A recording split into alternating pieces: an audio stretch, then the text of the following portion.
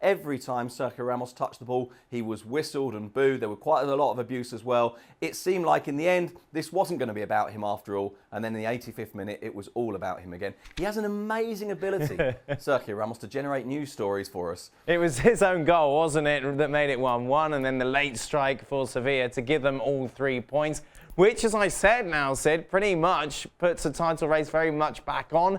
We had you on Friday. You said you weren't going to call it until after this weekend. Well, there's no way you're now calling it for Real Madrid. Let's focus on the team that beat Zidane's side. Are they in this title hunt? Can Sevilla win La Liga? Well, this was exactly the question that everyone was asking after the game. Zidane was asked and he said, yes, absolutely. I don't see any reason why not. I then actually asked him, look, you've seen them 3 games in a row in 10 days. Why do you think they're title contenders? And he basically said, well, you've seen them too. You know, this is a team that plays very well, that's very intense, that's very well organised. Sergio Ramos said afterwards that they were candidates. The Sevilla players and the Sevilla staff, the president, for example, they're trying to play it a little bit more cool. They're saying, look, the longer we can stay up there, the longer we can get in the way, the better. And then maybe we'll think about perhaps trying to do something. But the title favourites always have to be, because of budgets, Madrid and Barcelona. I think Sevilla are a very, very good side.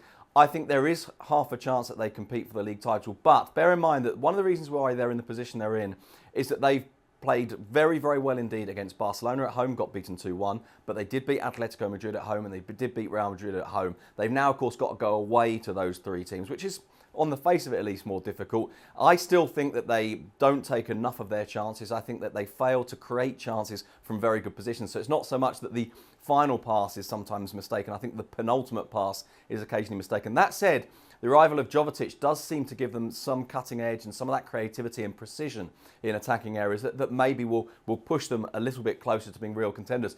I think they're going to be a very good side between now and the end of the season, but I can't see it being anyone other than Real Madrid or Barcelona. That said, we said this about Atletico a couple of years ago, didn't we? We did indeed. Look what happened there. Real Madrid, with a game in hand, of course, could go back to 4 points clear.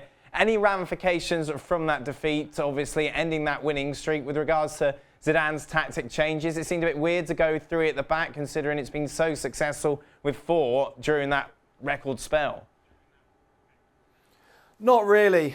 Certainly not in terms of people having a go at him. And bear in mind, partly, of course, because Zidane has now just lost only his 3rd game since he's been in charge in an entire year, because he's won 3 trophies, because he wins everyone over with the way that he handles himself. And on this occasion, he did something very similar. He was asked, first question in the press conference, what was it that you lacked? What was it that you needed that you didn't have to have won this game? And he said, well, 5 minutes. In other words, you know, had it ended 5 minutes earlier, we'd have got there. There wasn't too much wrong with the performance from his point of view.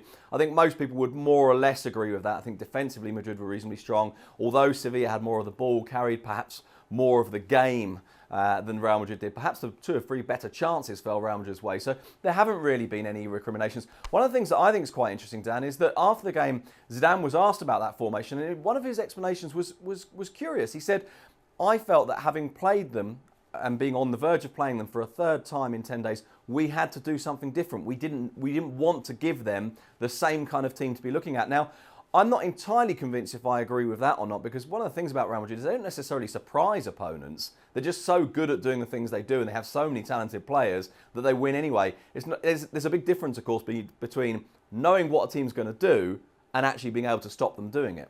Well, thank you very much for watching ESPN on YouTube. For more sports highlights and analysis, be sure to download the ESPN app. And for live streaming, premium content, and let's not forget as well, ESPN FC 7 days a week. Subscribe to ESPN Plus.